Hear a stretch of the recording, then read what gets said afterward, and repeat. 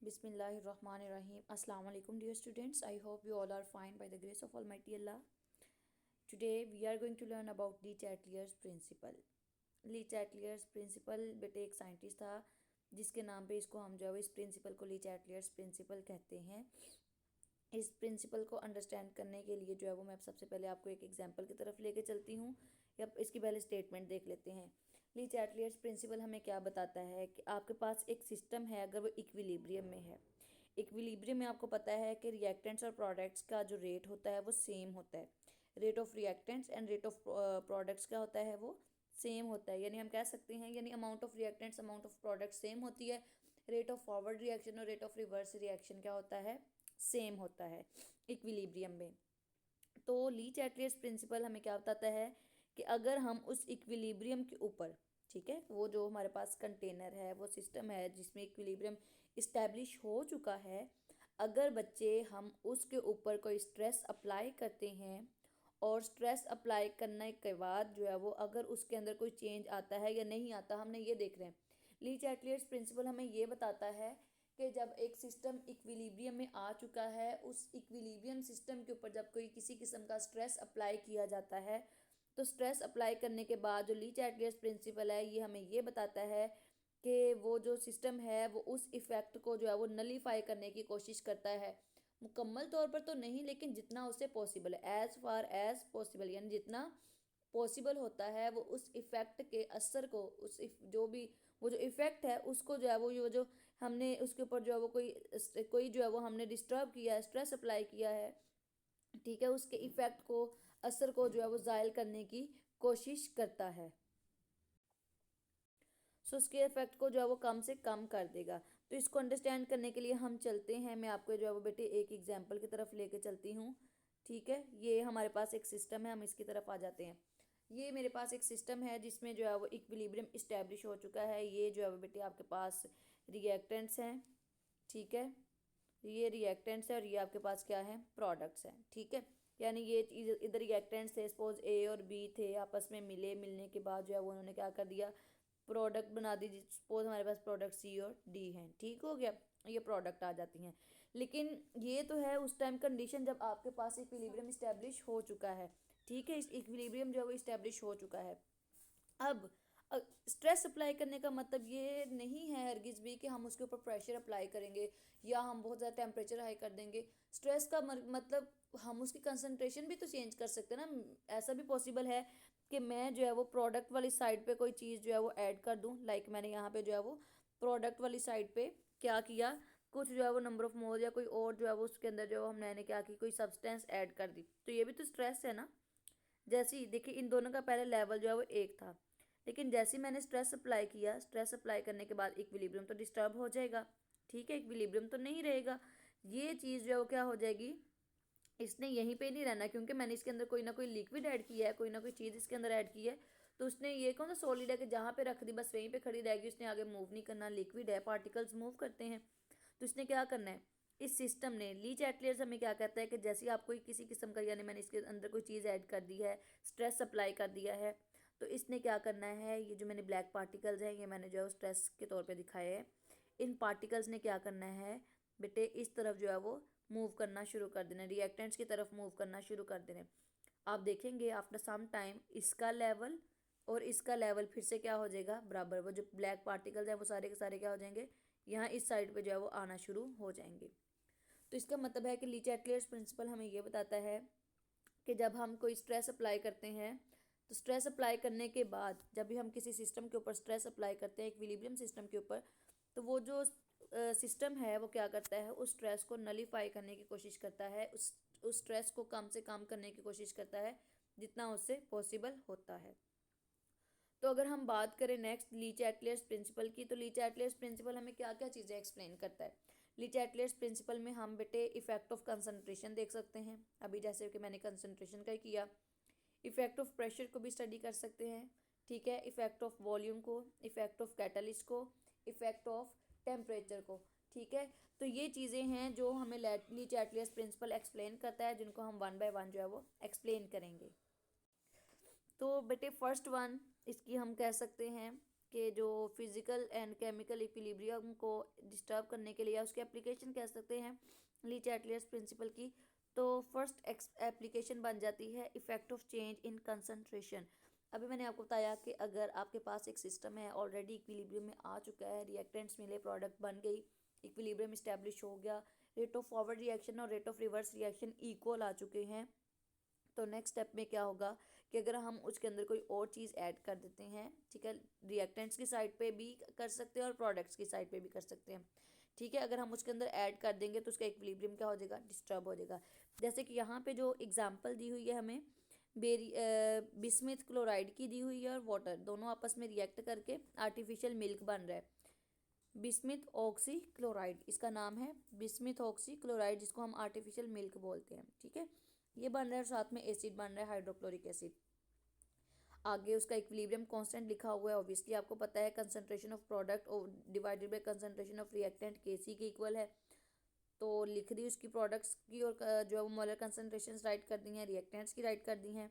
Then क्या होता है, अगर हम इक्विलिब्रियम, अब यहाँ पे इक्विलिब्रियम इस्टेब्लिश हो चुका है, अगर इस इक्विलिब्रियम को डिस्टर्ब करना चाहते हैं आप, ठीक है, इफेक्ट देखना चाहते हैं कि अगर हम कोई किसी किस्म का स्ट्रेस अप्लाई करते हैं तो स्ट्रेस अप्लाई करने से क्या इसकी इफेक्ट के ऊपर कोई असर होगा, तो उसको करने के लिए हम क्या कर सकते हैं कि aqua solution of bismuth chloride जो है वो क्लाउडी सा, बेटे इसकी अगर हम देखें ना तो ये क्लाउडी होता है, ये बिल्कुल जो है वो आपको क्लीन नज़र नहीं आएगा, ये धुंधला धुंधला सा जो है वो आपको, ये अगर आप बिस्मिथ क्लोराइड का सोल्यूशन ही देखेंगे ना, नॉर्मली आप बोतल लें और बिस्मिथ क्लोराइड की लैब में जाएँ, वहाँ पे आपको बिस्मिथ क्लोराइड की बोतल नजर आए, तो उसके अंदर जो सोल्यूशन बिस्मिथ क्लोराइड का ऑलरेडी पड़ा होगा वो, या उसको बनाएंगे, सोल्यूशन बनाया भी जा सकता है, ठीक है, क्योंकि ये सॉल्ट है, तो ये फोगी फोगी सा होगा, धुंधला क्लाउडी सा होगा, ठीक है, ये धुंधला सा होगा ये बिस्मिथ क्लोराइड का सोल्यूशन, ठीक है। तो बिस्मिथ ऑक्सी क्लोराइड बन गया, लेकिन अगर हम HCl की अमाउंट को मज़ीद ऐड करते हैं, ठीक है, इक्विलिब्रियम के ऊपर स्ट्रेस अप्लाई करने के लिए अगर हम HCl की अमाउंट को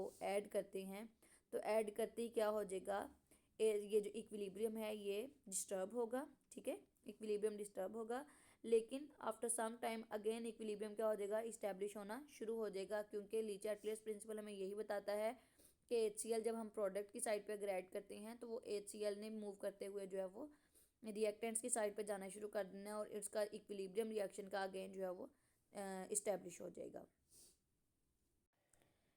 नेक्स्ट आ जाता है जी effect of change in volume और प्रेशर।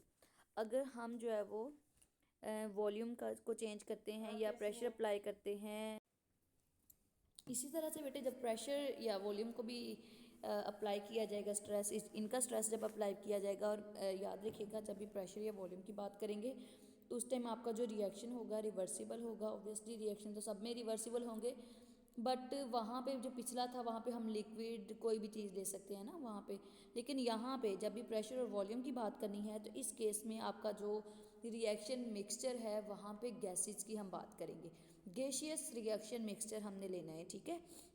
तो ये चीज़ आपने जो है वो याद रख लेनी है, ठीक है।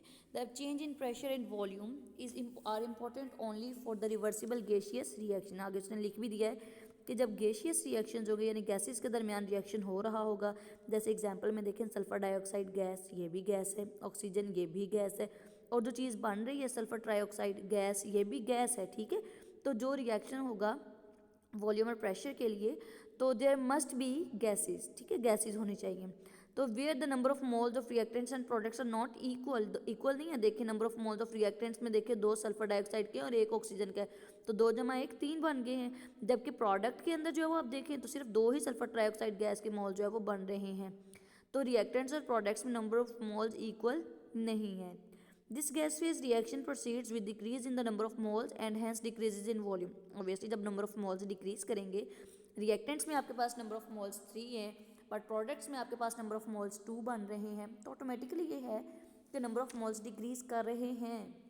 तो जब नंबर ऑफ मोल्स डिक्रीज करेंगे तो ऑटोमेटिकली वॉल्यूम भी जो है वो डिक्रीज करेगा, ठीक है, वॉल्यूम भी क्या करेगा, डिक्रीज करेगा। When the reaction approaches the equilibrium stage जैसे आना हो जाएगा तो volume of equilibrium mixture is less than the volume of the reactants.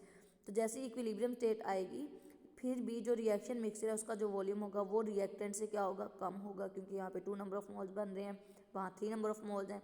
लेकिन if 1 decreases the volume further at equilibrium stage, अगर हम मजीद इक्विलिब्रियम स्टेज पे वॉल्यूम को कम करने की कोशिश करेंगे तो रिएक्शन आपका डिस्टर्ब हो जाएगा, और इस केस में आपका जो इक्विलिब्रियम है वो मूव कर जाएगा फॉरवर्ड में, ठीक है। It will move to be forward direction to minimize the effect of disturbance, यानी आपका जो है फॉरवर्ड डायरेक्शन में इक्विलिब्रियम मूव करेगा ताकि वहाँ से जाकर जो है वो वॉल्यूम के इफेक्ट को कम किया जा सके, ठीक है।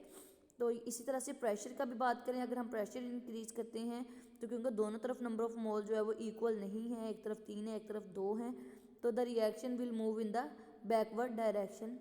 तो कहाँ पे, यानी बेटे अगर वॉल्यूम को हम चेंज करते हैं तो रिएक्शन आपका इस डायरेक्शन को मूव करेगा, ठीक है, सॉरी फॉरवर्ड डायरेक्शन। और अगर आपको जो है वो मूव करते हैं, हाँ ठीक है, इस तरफ को फॉरवर्ड की तरफ मूव करेगा, यानी इससे जो है वो आपका चीज़ जो प्रोडक्ट की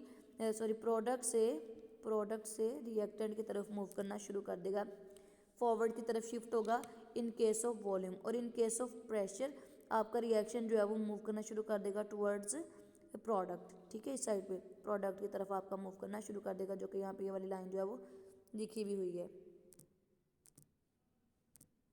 ये देखिए ये लाइन लिखी हुई है कि number of moles are of reactants and products equal नहीं है ना, then the reaction will move in that direction where the number of moles are less. तो नंबर ऑफ मोल्स लेस किस साइड पे है, इस तरफ, यहाँ 2 हैं और इस तरफ कितने हैं 2 + 1 = 3, तो ये इतने हैं, ठीक हो गया। तो ये आ जाता है जी effect of change in volume और प्रेशर। नेक्स्ट आ जाता है जी quantitative effect of volume on equilibrium position. बेटे जी वॉल्यूम ऑन इक्विलिब्रियम पोजीशन की बात कर लेते हैं। सिंथेसिस ऑफ SO3 है, वही चीज़ आपके सामने दी हुई है। ये चीज़ आपको मैंने पीछे किस तरह से फाइंड करनी है ये मैं आपको पीछे बता चुकी हूँ कि कैसे उसकी वैल्यूज़ लेने के बाद हमने ये चीज़ फाइंड करनी है, ठीक है। एक्स सेलेक्ट कर लेना है वॉल्यूम, और वो सारा मल्टीप्लाई डिवाइड करने के बाद ये आपने पीछे भी मैंने आपको इससे पिछले लेक्चर के अंदर जो है जहाँ पे इक्विलिब्रियम कांस्टेंट एक्सप्रेशंस की बात की थी उसके अंदर ये सारा बताया था। तो ये आ गया, यहाँ पे V वॉल्यूम है, A है और B नंबर ऑफ मोल्स हैं, X जो है वो number of moles of oxygen reacted यानी कितने अमाउंट यूज़ हो रही है, तो ये आ जाती है। According to above equation when the volume increase, जब वॉल्यूम इंक्रीज करेगा तो जो X है वो क्या हो जाएगा, डिक्रीज करेगा, और Kc जो है वो कांस्टेंट होगा। और अगर X जो है वो डिक्रीज होगा तो इसका मतलब है कि आपका रिएक्शन जो है वो बैकवर्ड डायरेक्शन में मूव करेगा, ठीक है। From the amount of the increases in volume, अगर हम वॉल्यूम इंक्रीज करते हैं तो अमाउंट ऑफ X जो है वो क्या हो जाएगी, डिक्रीज हो जाएगी, और Kc आपका जो है वो रिमेन्स कांस्टेंट। आगे डिसोसिएशन ऑफ PCl5 वही बात बताई हुई है जो मैंने पीछे आपको डिटेल में बता दी, बस यहाँ पे उनके जो है वो ज़रा वैल्यूज़ पुट कर दी हैं जो मैंने बेटे आपको पीछे समझाई, वो वैल्यूज़ कैसे निकालनी है। तो वो कंक्लूजन यही है कि अगर वॉल्यूम इंक्रीज़ करेंगे तो X की वैल्यू जो है वो डिक्रीज़ हो जाएगी, अगर वॉल्यूम डिक्रीज़ होगा तो X की वैल्यू इंक्रीज़ हो जाएगी। बट ये सारे का सारा काम तब होगा जब आपका Kc यानी इक्विलिब्रियम कांस्टेंट होगा, यानी Kc क्या होगा, कांस्टेंट होगा, उसके अंदर कोई चेंज नहीं आएगा। So in dissociation of PCl3 and NO2O4 the factor of volume is present in denominator, the reason is that number of denominator numerator का तो आपको पता होगा ना, the reason is that number of moles of products are greater than those of reactants। so जब हम pressure को increase करेंगे तो X की वैल्यू क्या हो जाएगी, जो है वो डिक्रीज हो जाएगी, और Kc आपका कांस्टेंट ही रहेगा। मतलब अगर आप कोई चीज़ कम करते हैं तो Kc आपका कांस्टेंट रहेगा, क्योंकि वो उस इफेक्ट को अकॉर्डिंग टू ली-चाटलियर्स प्रिंसिपल उस इफेक्ट को जो है वो नलीफाई करने की कोशिश करता है। नेक्स्ट आ जाता है जी effect of change in temperature. अगर हम टेम्परेचर को कम या ज़्यादा करते हैं तो उसका रिएक्शन के ऊपर क्या इफेक्ट आता है। मोस्ट ऑफ द रिवर्सिबल जो केमिकल रिएक्शंस होते हैं वो डिस्टर्ब होते हैं जब हम टेम्परेचर को चेंज करते हैं। तो कंसीडर करते हैं कि जो हमारे पास इक्विलिब्रियम सिस्टम है उसके जो कंपोनेंट्स है, जब हम उसके अंदर टेम्परेचर इंक्रीज़ करते हैं यानी सिस्टम में टेम्परेचर को ऐड करेंगे तो ऑटोमेटिकली जो है वो टेम्परेचर जो है वो सिस्टम के बाहर का जो है वो डिक्रीज़ होना शुरू हो जाएगा। According to Le Chatelier's principle temperature increases favour the endothermic reaction and temperature decreases, यानी अगर तो टेम्परेचर इंक्रीज होगा तो रिएक्शन एंडोथर्मिक होगा, मतलब हीट रिलीज होगी, और अगर जो है वो रिएक्शन जो है वो टेम्परेचर डिक्रीज करेंगे तो रिएक्शन एक्सोथर्मिक होगा। इसका मतलब है इसको मैं ज़रा आपको इस तरह से बताती हूँ, एंडो मीन एब्जॉर्ब करना। अगर टेम्परेचर इंक्रीज करेंगे तो रिएक्शन मिक्सचर को टेम्परेचर बाहर से एब्जॉर्ब करना पड़ेगा, और अगर हम टेम्परेचर डिक्रीज करेंगे तो रिएक्शन मिक्सचर को टेम्परेचर जो है वो बाहर से क्या करना पड़ेगा, बाहर की तरफ रिलीज करना पड़ेगा। बेटे मैं एक चीज़ आपको यहाँ पे बताती हूँ, आपके पास ये कंटेनर है, ठीक है, कंटेनर के अंदर आपने क्या किया, जो है वो रिएक्टेंट्स रख दिए हैं, आपके रिएक्टेंट्स हैं, ठीक है। स्टार्टिंग में जो आउटसाइड ऑफ द इन्वायरमेंट है या ये कंटेनर है, ये जो इन्वायरमेंट का टेम्परेचर वो क्या है, ज़्यादा, और इधर टेम्परेचर क्या है, कम है। तो इस रिएक्शन को स्टार्ट करने के लिए इसका, जब इसका टेम्परेचर का लेवल और इस टेम्परेचर, इंटरनल टेम्परेचर और एक्सटर्नल टेम्परेचर जब दोनों एक दूसरे के इक्वल नहीं आ जाएंगे तब तक रिएक्शन स्टार्ट नहीं होगा। तो इंटरनल टेम्परेचर कम है, एक्सटर्नल टेम्परेचर ज़्यादा है। इंटरनल टेम्परेचर क्या है, कम है, और एक्सटर्नल टेम्परेचर क्या है, ज़्यादा है, ठीक है। तो इंटरनल टेम्परेचर को एक्सटर्नल टेम्परेचर के इक्वल लाने के लिए आपको क्या करना पड़ेगा, बाहर से, क्योंकि बाहर का टेम्परेचर ज़्यादा है तो बाहर से आपको सिस्टम को क्या करनी पड़ेगी, हीट एब्जॉर्ब करनी पड़ेगी, ठीक है। और अगर जो है वो समटाइम ऐसा हो कि बाहर का टेम्परेचर जो आपका कम हो और अंदर का ज़्यादा हो, तो फिर आपके सिस्टम को जो है वो हीट रिलीज़ करनी पड़ती है, यानी रिएक्शन एक्सोथर्मिक होगा। अगर बेटे दोबारा सुनने, बाहर टेम्परेचर ज़्यादा है तो एंडोथर्मिक है, हीट एब्जॉर्ब करनी पड़ेगी, और अगर जो है वो बाहर टेम्परेचर कम है तो एक्सोथर्मिक है, हीट जो है वो रिलीज़ होगी। सो ये सारे का सारा जो है वो हम टेम्परेचर के इफेक्ट के अंदर जो है वो स्टडी करते हैं और देखते हैं कि किस तरह से इफेक्ट टेम्परेचर जो है वो इफेक्ट करता है, इक्विलिब्रियम को कैसे डिस्टर्ब करने की कोशिश करता है, ठीक है। नेक्स्ट आ जाता है, ये लास्ट है, effect of catalyst on equilibrium constant. Equilibrium constant के ऊपर कैटालिस्ट का क्या होता है इफेक्ट। बट ये कैटालिस्ट जो है एक रिएक्शन को स्मूथली रन करवाने के लिए बहुत ज़्यादा ज़रूरी होता है। जो कैटालिस्ट होते हैं वो रिएक्शन को स्पीड अप करते हैं और रिएक्शन को जो है वो रिएक्शन की स्पीड को बढ़ाते हैं, रिएक्शन को स्टार्ट करवाते हैं। बट जो कैटालिस्ट होते हैं at the end of the reaction हमें एज इट जो है वो वापस मिल जाते हैं, ठीक है। सो बहुत सारे रिवर्सिबल रिएक्शन के अंदर जो इक्विलिब्रियम है is not always reach with in a suitable short time. एक जो हमें टाइम चाहिए होता है, उस टाइम के अंदर अगर समटाइम ऐसा रिएक्शन, हमें एक टाइम गिवन होता है, उस टाइम के अंदर हमने कुछ रिएक्शंस करवाने होते हैं, समटाइम ऐसा होता है वो रिएक्शंस नहीं होते, तो फिर क्या होता है कि हमें उस रिएक्शन को with in the time complete करने के लिए उसके अंदर कैटालिस्ट ऐड करने पड़ते हैं। कैटालिस्ट क्या करते हैं, उस रिएक्शन की स्पीड को बढ़ा देते हैं, ठीक है।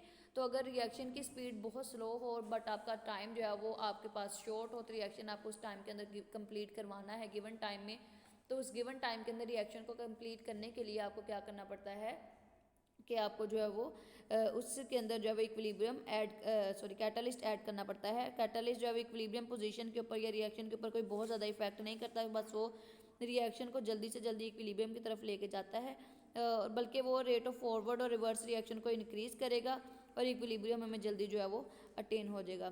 Catalyst lower the activation energy, जो रिएक्शन को स्टार्ट करने के लिए खुद एनर्जी लगानी पड़ती है, कैटालिस्ट क्या करता है, उस एनर्जी को कम करता है और अपनी एनर्जी जो है वो यूज़ करता है, और at the end of the reaction हमें एज इट वापस मिल जाता है। तो बेटे ये था हमारा ली चैटलियर्स प्रिंसिपल और उस ली चैटलियर्स प्रिंसिपल की कुछ applications. I hope you understand it well. Okay students, अल्लाह हाफिज़। If you find any difficulty you may ask.